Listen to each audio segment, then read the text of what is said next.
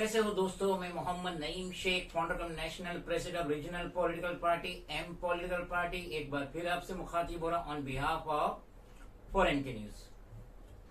किताबों में लिखा है कि खुदा बुजुर्गी वाला है, उसके बावजूद भी वो बुजुर्गों से, यानी जिनको लंबी उम्रें मिली है, उनसे हया करता है। तो आज मेरी किस्मत है कि आज मेरे साथ मेरे स्टूडियो में एक बुजुर्ग हस्ती बैठी है, 81 इयर्स के अब्दुल हमीद मोहम्मद इदरीस अंसारी। इनका जन्म प्रायर टू इंडिपेंडेंस 1941 मुंबई में हुआ था, और ये एक पदपेटी जो कोऑपरेटिव क्रेडिट सोसाइटी है उसके विक्टिम में किस तरीके से इन्हें इंटरेस्ट की भूल भुलैयों में छोका गया है। जिस टैक्सी पे इन्होंने लोन ही नहीं लिए उसकी इन्हें नोटिसेस आ रही है। इस 81 साल उम्र में ये जहनी टेंशन ले रहे हैं, और हाल फिलहाल में जो लेटेस्ट नोटिस आई थी कोऑपरेटिव क्रेडिट सोसाइटी की तरफ से, जो नोटिस आई थी उसको तो 6.5 लाख रुपया क्रॉस हो गया है। अब ये सीनियर सिटीजन 81 इयर्स, इस एज में जो लोन इन्होंने लिए ही नहीं उसे कैसे अदा करेंगे? तो मैं व्यूवर्स को उनकी आप बीती, उनकी जबानी सुनाना चाहता हूं। सर, सबसे पहले आप अपना नाम बताइए। मेरा नाम अब्दुल हमीद मोहम्मद इदरीस अंसारी है। आप कहाँ रहते हैं? मैं RS निमगर मार्ग, मंगली कंदूरी 68B Ratan estate, ground floor, room number 2 में रहता हूँ। तो ये जो जैसा मैं देखा कि आप परमिट होल्डर थे, परमिट नंबर था 2133C87। आप परमिट होल्डर थे, और ये जो टैक्सी थी सेंट्रो, रजिस्ट्रेशन नंबर MH01AT5315, तो और मॉडल नंबर 2011 था, तो इसके आप ओनर थे? जी जी। और ये जो आपने 10 साल के लिए 28 अप्रैल 2011 से लेकर 27 अप्रैल 2021 तक 10 साल के लिए आपने ये जो अपना परमिट था, जफर अहमद गुलाम दस्तगीर, जो कि रहने वाला था रूम नंबर 35, मंगली कंदूरी चौल, रतन स्टेट, RS निमकरमा, मुंबई नंबर 8, उसको आपने 10 साल के लिए परमिट दिया? हाँ, दिया था। उनको 10 साल के लिए परमिट दिया था मैंने, और उन्होंने वो पूरा कंप्लीट कर दिया था। लोन उनका जो उठाया था नेशनल बैंक से, तो पूरा कंप्लीट कर दिया था उन्होंने। हाँ, मैं देख रहा हूँ कि ये 3 सेट आता है, एफिडेविट आता है, पावर ऑफ अटॉर्नी आता है, एग्रीमेंट आता है। तो ये 3 सेट का जो है RTO का, जो हमारे सर अब्दुल हमीद अंसारी और ये जफर अहमद गुलाम दस्तगीर के बीच में एग्जीक्यूट होता ये है। और उसके दरमियान में, ये परमिट के दरमियान में ही ये जफर ने national cooperative bank Bhayander west district Thane से लोन उठाए थे। हाँ जी हाँ। और ये 10 साल के पीरियड में ये लोन इन्होंने पे कर दिया था, पूरा कर दिया था। 10 साल के एरिया में 2021 खत्म होने तक का फरवरी में पूरा कंप्लीट हो गया था। तो मैं ये पूछना चाहता हूँ सर कि ये जफर ने जो लोन लिया था, लोन क्लियर कर दिया, तो अब ये जो मसले मसाइल पैदा हो रहे हैं, ये क्या दास्तान, ये क्यों पैदा हो रहे हैं? दास्तान ये हो गया कि वो मेरे साथ उसने क्या किया, मेरे को बोलने लगा कि ये परमिट रिन्यू कराना है। अच्छा, तो मैं परमिट रिन्यू करना है? हाँ, वो परमिट रिन्यू करा। तो मेरा चलो अब ये मेरे को परमिट रिन्यू भी हो जाएगा, तो मेरा परमिट मेरे को मिल जाएगा। लेकिन एक्चुअली बजाय परमिट रिन्यू कराने के उसके ऊपर लोन उठा लिया, और मुझको खबर भी नहीं। जैसा कि मैं ये देख रहा हूँ, ये नोटिस आ रही है, भाग्योदय सहकारी पतपेटी मर्यादित मुंबई, रजिस्टर्ड ऑफिस है Panchganga, building number 1, shop number 1, दिलायल road, NM Joshi Marg, Mumbai number 13। आप कभी ये पत पेटी में गए थे? जी नहीं, मैं कभी भी नहीं गया वहाँ पर। आपने कभी कोई फॉर्म भरे थे, साइन किए थे, राशन कार्ड दिए थे, आधार कार्ड दिए थे, पैन कार्ड दिए थे, फोटोग्राफ्स दिए थे? जी नहीं, कोई भी चीज नहीं दिया। ना मैंने फोटो दिया, ना आधार कार्ड दिया, ना पैन कार्ड दिया। किसी भी किस्म का कोई भी प्रूफ मैंने मत दिया ही नहीं। जब मैं गया नहीं तो प्रूफ कैसे दूंगा? सर आज आपकी उम्र है 81 ईयर्स। जी हाँ, जी हाँ। और ये जो मसले मसाइल हो रहे 2019 के, यानी 3 साल पहले आप 78 ईयर्स के होंगे। जी जी हाँ, बराबर। तो अकॉर्डिंग टू RBI गाइडलाइंस, कोई भी लोन RBI की गाइडलाइंस के तहत ही सब लोन का सिस्टम होता है।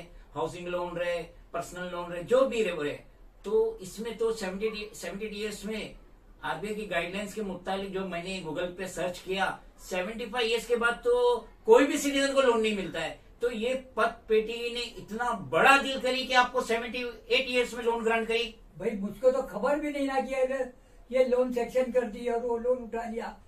जब स्टार्टिंग में मेरे 3 पेपर आए मेरे पास लोन, तो मैंने जफर को बोला, भाई ये क्या कर दिया तूने, ये मेरे नाम पे चुना। तो बोला परमिट रिन्यू कराना, तो पैसा कैसे उठा लिया?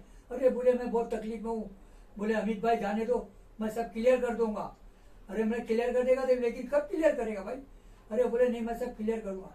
उसके बाद तीसरा जब लेटर आया बगोदिया बैंक से, तो फिर मैं उसके पास गया। बोला क्या आया?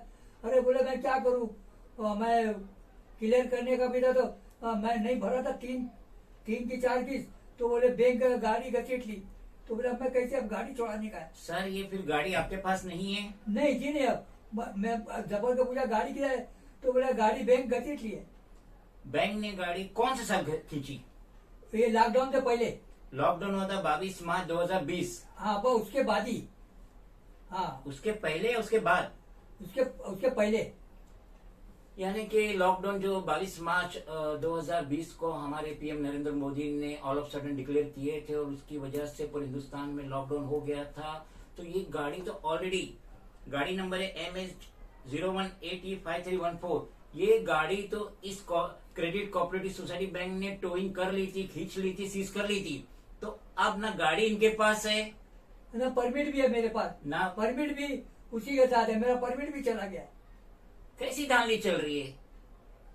ना लोन लिए, ना बैंक गए, हाँ ना पत पेटी गए, ना फॉर्म भरे, कुछ ना भी नहीं डॉक्यूमेंटेशन दिए, उसके बावजूद भी लोन ग्रांट हो गया। तो इसका मतलब है कि ये पत पेटी बहुत ही ज्यादा फॉर्म में चल रही है और इसके पास अनकाउंटेड अमाउंट है जो ये खुले दिल से डिस्ट्रीब्यूट कर रही है।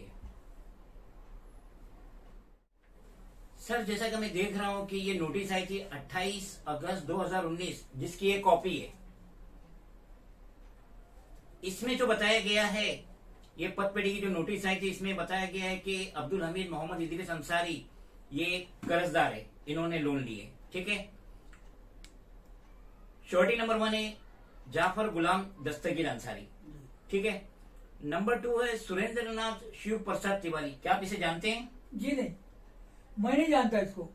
अच्छा, ये जो लोन लिए थे, ये आपकी टैक्सी MH01805314 इस पे लोन लिए थे और आपने लोन लिए थे, ये दोनों गारंटर थे। हाँ ये जो आया है नोटिस, हाँ, जो मैंने कॉपी दिखाया। हाँ, अब मुझे ये बताइए कि ये जो दूसरी नोटिस आई है एडवोकेट की, ये उसकी कॉपी है।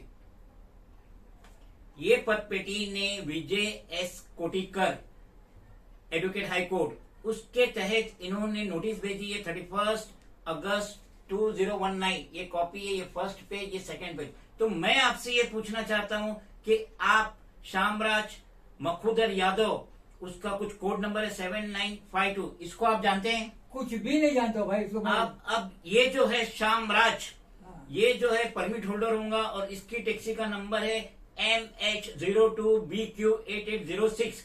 इस पे इसने यही पत पेटी से 2,75,000 उठाया था। अब यहाँ पे आपको श्योरिटी नंबर 1 बनाया और ये जाफर गुलाम दस्तगीर श्योरिटी नंबर 2 बना। तो आप इस शख्स को जानते हैं, शामराज को जानते हैं? नहीं साम्राज्य को जानते ही नहीं, कभी मैंने नाम भी नहीं सुना। जब ये लेटर आया तो मेरे को पता चला ये कौन है। ये नहीं, ये एडवोकेट का नोटिस है। और गौर करने वाली बात ये है कि 21 सितंबर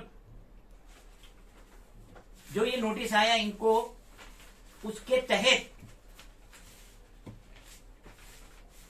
एक दफा तो ये पदपेटी कह रही है कि अब्दुल हमीद मोहम्मद इदरीस अंसारी ये कर्जदार है, इन्होंने लोन लिए, और उसी वक्त 2019 में इनको श्योरिटी नंबर 1 बना दिया जाता है जो टैक्सी पे लोन हुआ है MH02BQ8806। तो यानी ये पदपेटी यहां इनको कर्जदार डिक्लेयर कर रही है और दूसरे लोन में इन्हें श्योरिटी नंबर 1 डिक्लेयर कर रही है, जबकि दोनों में इनका कोई रोल ही नहीं है। How can possible? ये कर्जदार बता रहे हैं इन्होंने लोन लिए जो कि 6.5 लाख रुपया हो गया 2021 के नवंबर सितंबर में, और अब दूसरी जगह इनको श्योरिटी नंबर 1 बता रहे हैं। दोनों तरफ से इनको दबा रहे, निचोड़ रहे। इस बारे में आप क्या कहेंगे? भाई साहब, मेरी तो रातों की नींद उड़ गई है, मैं कुछ कर नहीं पा रहा हूँ। और उसके अलावा भी मैं 15 से 18 साल हो गया, मैं कुछ काम भी नहीं कर रहा हूँ। मैं भी टैक्सी ड्राइवर हूँ, लेकिन मैं चला ही नहीं पाता हूँ गाड़ी। Due to his old age ये टैक्सी नहीं चला पा रहे, 81 ईयर्स के हैं। और ये जो पदपेटी है भगवदे सहकारी पदपेटी मर्यादित मुंबई, इनकी जो रजिस्टर्ड ऑफिस है Panchganga building number 1 shop number 1 दिलायर road NM Joshi Marg Mumbai number 13। तो ये फिराक दिली दिखा रहे हैं। इनके पास शायद कोई अकाउंट ही नहीं है, रिकॉर्ड ही नहीं है। एक जगह कर्जदार है, दूसरी जगह वो श्योरिटी नंबर 1 बन जाता है, और ना इन्होंने अपना कोई डॉक्यूमेंट्स दिए, ना कोई इन्होंने पेपर दिए, ना फोटो दिए, ना साइन दिए। महज एक साइन जाफर ने लिया था, वो भी परमिट रिन्यूअल के बहाने सादे पेपर पे लिया था। अब ये लोन इन पे थोपा जा रहा है, 6.5 लाख का लोन थोपा जा रहा है 81 ईयर में। कैसे ये इतने टेंशन को बेयर कर पाएंगे? सर, मैं आपसे पूछना चाहता हूँ कि जो आपका जाफर गुलाम दस्तगीर अंसारी जो आपका टैक्सी ड्राइवर है, हाल फिलहाल में किधर है, कहाँ पर है ये जाफर? जहाँ मैं रहता हूँ मैं 68B में रहता हूँ, और उसे आगे वही चाल के आगे है चाल, वो भी ग्राउंड फ्लोर पे रहता है। अभी भी रह रहे हैं वो? अभी नहीं रह रहा, उसके भाई लोग रह रहे हैं। उसकी तो डेथ हो गई है। कभी डेथ हुई इसकी? लॉकडाउन से पहले, यानी कोरोना में आया। मार्च 2020 के दरमियान में हाँ, उसका इंतकाल हो हाँ, गया। हाँ। और उसका घर भी है बाकायदा, और उसके घर में उसका भाई रहता है, भाई है, भावा जैसा रहते हैं वो घर में, ग्राउंड फ्लोर पे रहता है वो। इसका मतलब ये है कि जाफर गुलाम दस्तगीर अंसारी ने आपको चीट किया। जी हाँ, जी हाँ। उसने परमिट रिन्यू के बहाने मेरे से साइन ले लिया, और मैं भी बोला चलो अच्छा, अब मेरा परमिट रिन्यू हो जाएगा। अब तो परमिट क्या रिन्यू, क्या मेरा परमिट ही मेरे हाथ में नहीं है। टैक्सी भी नहीं है और परमिट भी टैक्सी भी नहीं है, परमिट भी नहीं है। सर ने हमारे से बहुत उम्मीद लगाए थे, और हमारी एक आदत है, being the national president of regional political party M political party Mohammad Naeem Shaikh की खसूसियात है, मैं हर डाउन ट्रेंड के लिए, हर मजलूम के लिए, हर सिटीजन के लिए खड़ा हो जाता हूं।